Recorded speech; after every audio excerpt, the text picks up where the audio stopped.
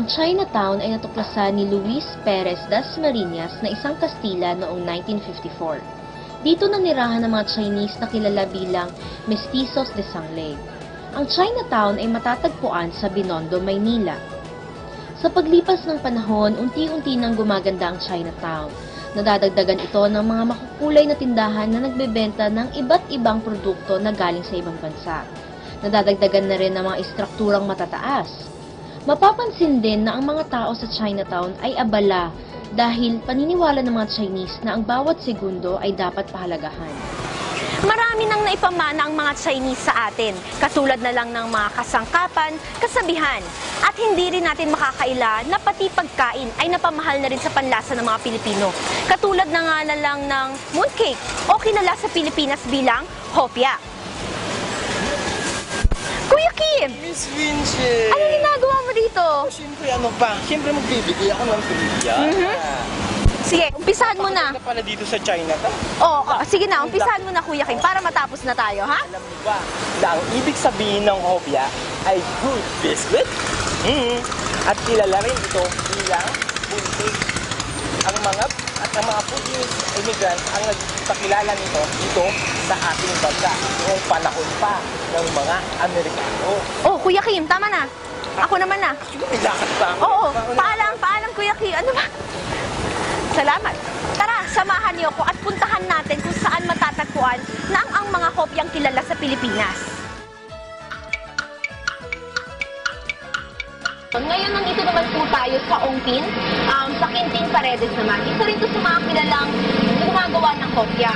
Ano nga bang meron sa kanila? Ano bang specialty nila ang meron sa kopya na bakit binabalik-balikan ng mga Pilipino? Tara, samahan niyo ako. Noong 1966, nagtayo ng maliit na negosyo sina Mercy at Joseph, kung saan mabibili ang iba't ibang produkto mula sa China. Isa na nga rito ang hopya. Sa paglipas ng panahon, patuloy na nadaragdagan ng mga produkto ng Poland, tulad na lamang ng kanilang specialty na fresh lumpia at Chinese empanada na kutsay. Masasabing kakaiba nga ang Poland dahil dito, pwede mo nang i-dine-in ng mga pinamili mo.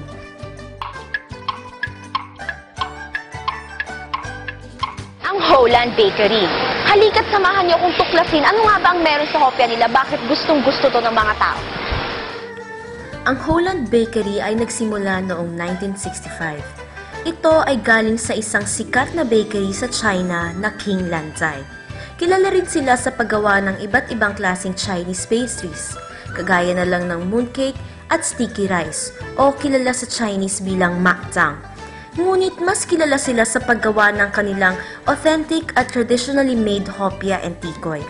It was done as it was made 60 years ago. Ang paraan ng paggawa nila ng hopya ay naiiba sa lahat dahil sila lamang ang gumagamit ng uling sa pagluluto ng hopya.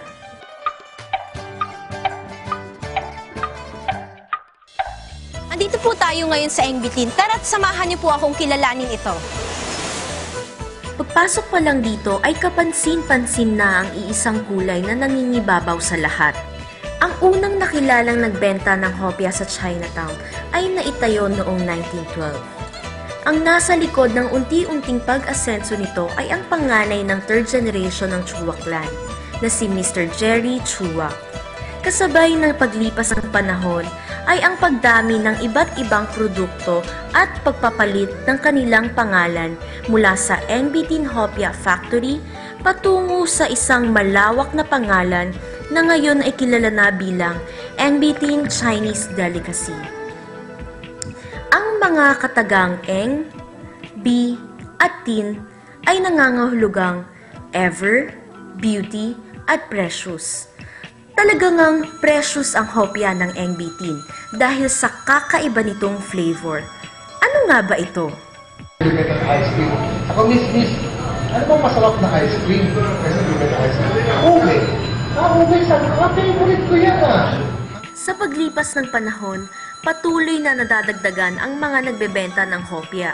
Ngunit sa kabila nito'y nangingibabaw pa rin ang Engbitin sa panlasa ng mga Pilipino. Masasabi ngang sikat na talaga ang Engbitin dahil hindi na talaga mapigilan ang tuloy-tuloy na pagdagsa ng mga tao.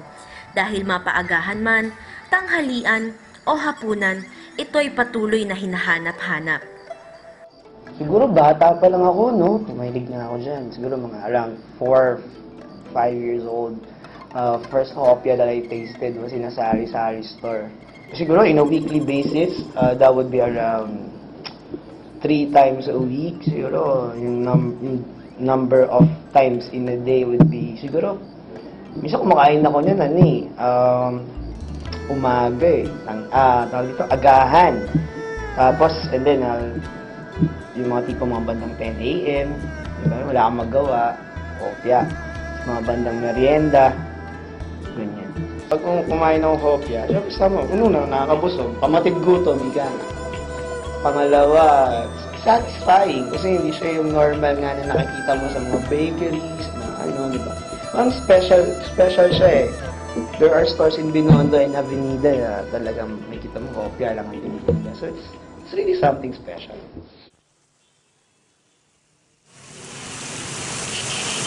Iba-iba man ang lahi natin, masasabi pa rin nagkakaisa tayo sa iisang tunay na panlasa na hindi napapantayan ng kahit ano. Muli ako po si Wilson C. at samahan niyo po ako ulit sa susunod na linggo upang tuklasin ang mga kakaiba dito sa Sikat sa Pinas.